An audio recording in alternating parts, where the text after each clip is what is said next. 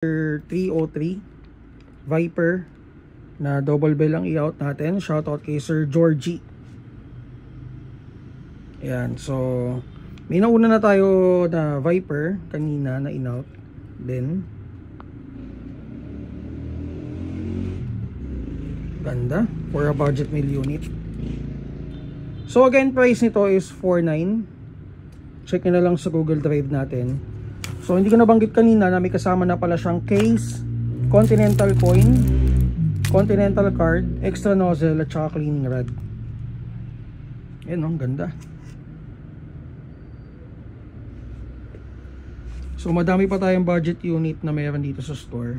Check nyo na lang dun. And para sa mga new subscriber namin, guys, follow kayo sa FB page namin, Mavs Hobby Shop.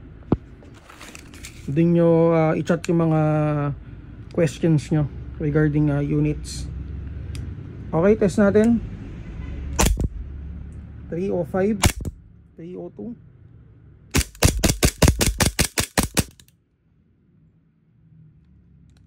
Thank you kay bossing.